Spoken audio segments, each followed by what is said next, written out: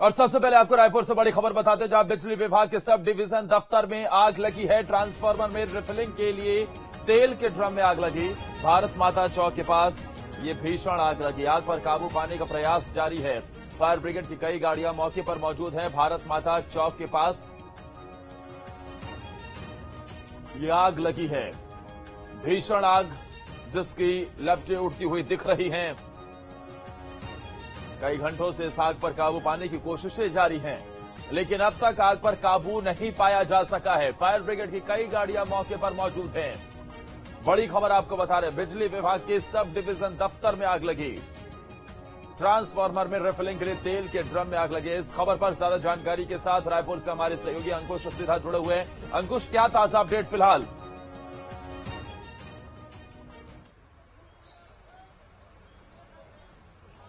देखिए आदर्श, करीब 7 घंटे हो गए और 7 घंटों बाद भी आग पूरी तरीके से नहीं बुझ पाई है और आग बुझाने के तमाम प्रयास जो है वो किए जा रहे हैं। फायर ब्रिगेड की करीब 2 दर्जन से ज्यादा गाड़ियां मौके पर हैं।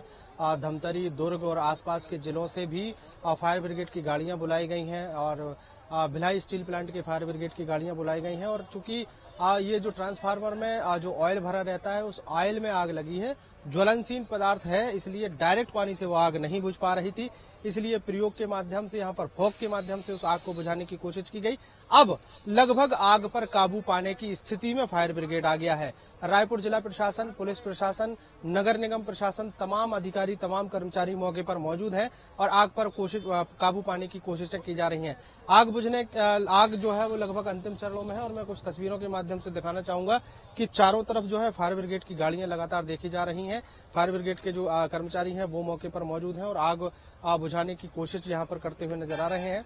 टीन शेड एक तस्वीरों में दिखाई देगा और टीन शेड के उस तरफ जो है हल्का हल्का उजाला और टीन शेड की खिड़कियों से दिखाई देगा और टीन शेड की खिड़कियों से दिखने वाला जो हल्का हल्का उजाला है वो वहां पर आग अभी भी लगी हुई है। मतलब यह है कि आग अभी पूरी तरीके से बुझ नहीं पाई है और जिस जगह पर ये आग दिखाई दे रही है उस जगह पर जो है कहीं ना कहीं अभी ये जो टीन सेट की खिड़कियों में जो आग दिखाई दे रही है वहां पर तेल है और तेल होने के कारण यहाँ पर आग की स्थिति जो है बनी हुई है। अगर हम बात करें तो यहाँ पर ये जो आग थोड़ी थोड़ी धीमी धीमी आग दिखाई दे रही है, ये बुझाने में थोड़ा सा और समय जो है वो लगता हुआ दिखाई दे रहा है, क्योंकि फायर ब्रिगेड की जो कर्मचारी हैं वो लगातार कोशिशों में जुटे हुए हैं। अगर हम बात करें तो इस पूरे इलाके में चूंकि अब ये बिजली विभाग का केंद्र है और यहाँ पर लाइट जो है यहाँ पर रहेगी तो अग्निशमन यंत्र के कर्मचारियों को काम करने के लिए थोड़ी सी दिक्कत होगी।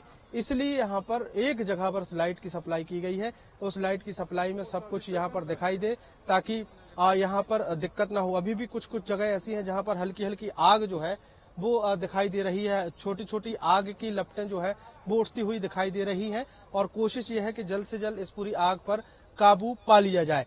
अब जिस जगह पर आग की शुरुआत हुई थी वहां से जो ट्रांसफार्मर रखे हैं वो पूरी तरीके से ट्रांसफार्मर जल गए हैं और पूरी तरीके से जो ट्रांसफार्मर जले हैं उस जगह पर एक बड़ा प्रयोग किया गया है। पास में ही पानी की टंकी है और पानी की टंकी से यहाँ पर पानी छोड़ दिया गया है। मतलब इस पूरे इलाके में पानी भर दिया गया है। पानी भरने का कारण यह है कि आग जो है और भी कहीं ना फैल सके। पानी की गहराई बहुत ज्यादा है क्योंकि यहाँ से अब चूंकि पानी थमा हुआ है इसलिए दिखाई नहीं दे रहा। मैं पत्थर फेंक कर दिखाने की कोशिश करूंगा कि किस तरीके से यहाँ पर पानी जो है वो भरा गया है ताकि आग जो है वो ना फैल सके। यहाँ पर जो ट्रांसफार्मर तस्वीरों में दिखाई दे रहे होंगे, ये ट्रांसफार्मर पूरी तरीके से जल चुके हैं और जब तक इन ट्रांसफार्मर में इसमें फिल किया गया जो ऑयल था वो जब तक उसमें ऑयल था तब तक ये आग लगी हुई थी और जब ऑयल खत्म हो गया तो आग जो है वो बुझ गई है। फिलहाल अंतिम चरण में है, फिर भी कोशिशें जारी हैं और पूरी कोशिश है यहाँ पर कि जल्द से जल्द आग पर काबू पा लिया जाए। इलाके के जो विधायक हैं वो मौके का मुआयना कर चुके हैं। प्रदेश के जो शिक्षा मंत्री हैं वो मौके का मुआयना कर चुके हैं। रायपुर कलेक्टर गौरव कुमार सिंह, एसपी संतोष कुमार जो है वो भी मौके पर अभी भी मौजूद हैं और आग जो है वो कहीं ना कहीं अंतिम चरणों में है। माना जा रहा है कि जिस तरीके से भीषण तौर पर आग की लपटें उठ रही थी वो खत्म हो गई हैं, धुएं के गुबार उठ रहे थे वो खत्म हो गए और अब कहीं ना कहीं एक आध घंटे में आग पर गोडाउन कितने दूर में फैला हुआ है जो सब डिवीजन ऑफिस है जहां आग लगी है, और ये आग क्या पूरी तरीके से गोडाउन को अपनी चपेट में ले चुकी थी और आसपास भी क्या ये आग फैलती हुई दिखाई थी या फिर यहीं तक सीमित रही?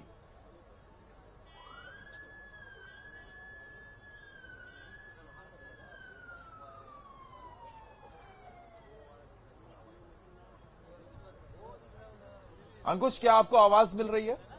हाँ,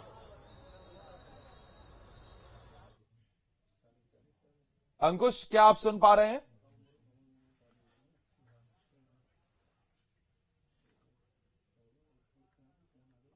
तो ये देखिए जरा, आग पर काबू पाने की कोशिशें लगातार जारी है और ग्राउंड पर न्यूज स्टेट की टीम पूरे दिन लगातार आपको जब से ये आग लगी उसके बाद से हर एक अपडेट आप तक पहुंचा रहा है।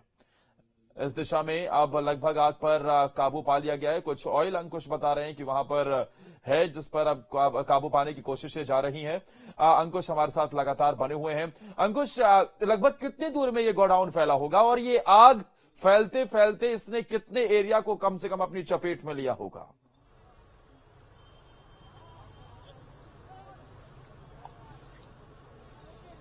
देखिए आदर्श, काफी बड़ा इलाका है और ये संभाग का मुख्यालय है। जो ट्रांसफार्मर यहाँ पर रखे जाते हैं और यहाँ से पूरे संभाग में ट्रांसफार्मर जो है वो सप्लाई किए जाते हैं। और अभी भी जो तस्वीरें हैं उसमें दिखाने की कोशिश करूंगा, चूंकि अंधेरा छाया हुआ है। अभी भी यहाँ पर फायर ब्रिगेड की जो टीम है वो यहाँ पर फॉगिंग करती हुई नजर आ रही है कि आग अलग से जो है कहीं ना कहीं आग जो है बुझती हुई दिखाई दे। फॉगिंग की तस्वीरें जो है वो तस्वीरों में के माध्यम से दिख रहा होगा कि किस तरीके से यहाँ पर प्रेशर के माध्यम से आग पर अभी आग को काबू पाए जाने की कोशिश जो है वो की जा रही है। काफी लंबा इलाका है, बड़ा एरिया है। गनीमत इस बात की है कि ये सिक्योर इलाका है, ये अपने आप में पूरा बाउंड्री वॉल से ढका हुआ था, बंद था ये पूरा एरिया, इसलिए आग इसके बाहर कहीं नहीं जा पाई। इस एक सब स्टेशन है जहां पे बिजली की सप्लाई इस इलाके में होती है। सब स्टेशन पर सबसे पहले बिजली की सप्लाई बंद करके उस सब स्टेशन के अंदर पानी भर दिया गया ताकि आग वहां पर अगर पहुंच भी जाती है तो फैल ना सके। इसके अलावा अगर बात करें तो जिस इलाके में आग ने अब तांडव बरपाया था वहां पर उस इलाके को पानी से भर दिया गया है। पानी से भरने के बाद अब ये उम्मीद जताई जा रही है कि इस तरफ तो आग अब फैलती हुई दिखाई नहीं देगी, लेकिन जिस एरिया में ऑयल के टैंकर रखे हुए हैं वो टैंकर में जितना ऑयल था वो जल गया है और अब थोड़ा बहुत जो ऑयल बचा है वहां पर अभी भी आग थोड़ी बहुत बची हुई है और उसको भी बुझाने के अंतिम प्रयास जो है वो किए जा रहे हैं। फिलहाल अब ये कहा जा सकता है कि आग जो है, माल का तो काफी नुकसान हुआ है वहां पर, लेकिन क्या किसी भी प्रकार से किसी जिंदगी पर तो आफत नहीं आई? दूसरा सवाल ये कि हम ये तस्वीरें भी अपने दर्शकों को लगातार दिखा रहे हैं, वो तस्वीरें जहां पर कुछ लोग भागते हुए नजर आए, कुछ एक आध महिलाएं रो भी रही थी, बिलख भी रही थी। वो कौन थे? क्या आसपास के लोग थे जिन्हें घर छोड़ने के लिए कहा गया था?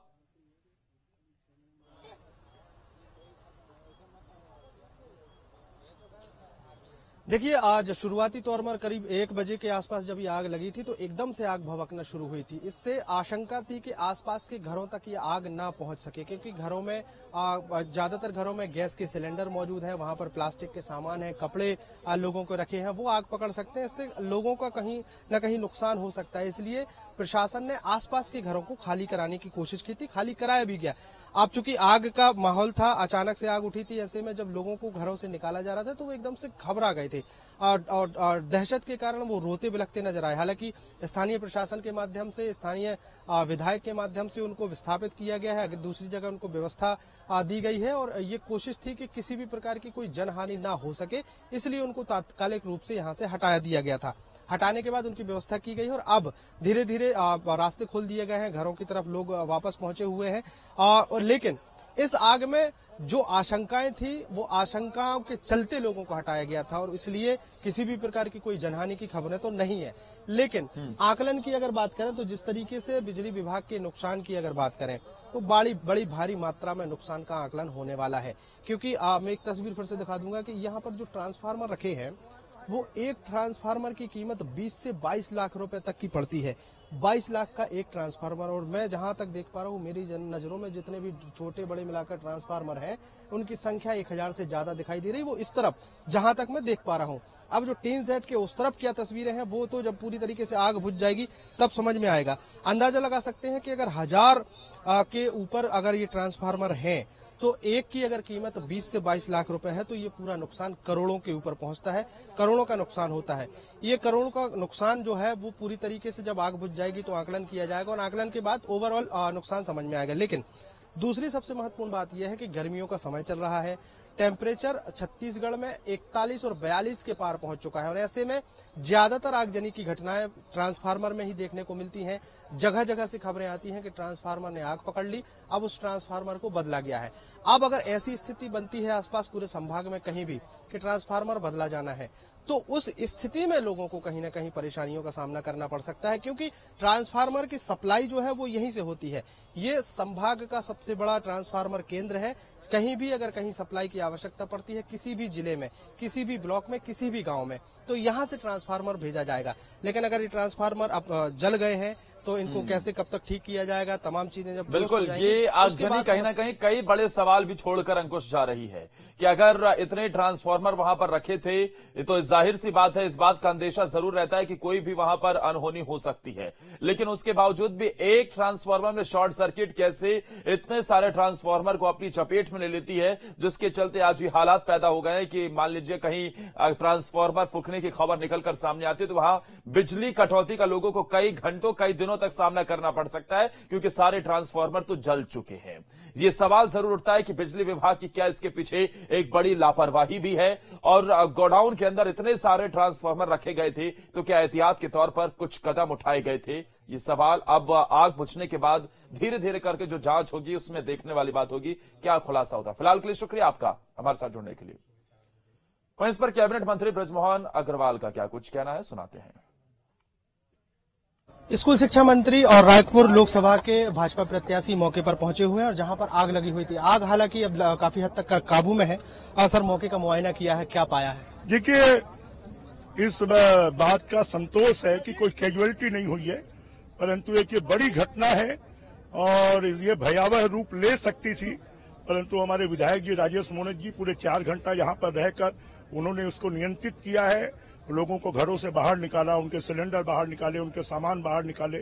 थोड़ा बहुत नुकसान व्यक्तिगत रूप से लोगों को हुआ है, उसका मुआवजा प्रशासन देगा। सर, ये बड़ी आग थी और इसके लिए एहतियातन कोई यहाँ पर बहुत ज्यादा व्यवस्था नहीं थी। हमने देखा धमतरी से, भिलाई से, दुर्ग से, तमाम जगह से टैंकर बुलाए जा रहे हैं। अब भविष्य में इन सब चीजों को ध्यान में रखें। निश्चित रूप से आने वाले समय पर रायपुर क्योंकि एक महानगर का रूप ले रहा है, ये राजधानी है, यहाँ पर इंडस्ट्रीज भी हैं, तो यहाँ पर अग्निशमन की प्रॉपर व्यवस्था हो, इसके बारे में शासन निश्चित रूप से विचार कर आने वाले समय पर व्यवस्था करेगा। सर, बिजली विभाग से कोई बातचीत हो पाई है, क्योंकि नुकसान बड़ा हुआ है, गर्मी का समय है। अभी तो समय है ना, अभी तो आग बुझी नहीं है।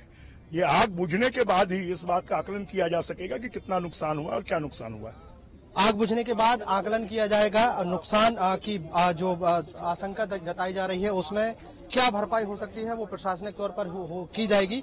फिलहाल कोशिश ये है कि किसी भी प्रकार का कोई कैजुअलिटी ना हो, नुकसान ना हो सके, उसकी पहले प्राथमिकता दी गई थी। यही कारण है कि सबसे पहले लोगों को घरों से बाहर निकाला गया और अब भविष्य में यह ध्यान रखा जाएगा कि अगर इस तरीके की कोई घटना होती है तो उसको जल्द से जल्द उस घटना पर काबू पाया जा सके।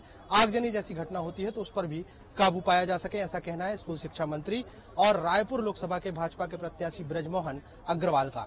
वीडियो जर्नलिस्ट प्रमोद देवांगन के साथ अंकुश शर्मा, न्यूज स्टेट मध्य प्रदेश, छत्तीसगढ़।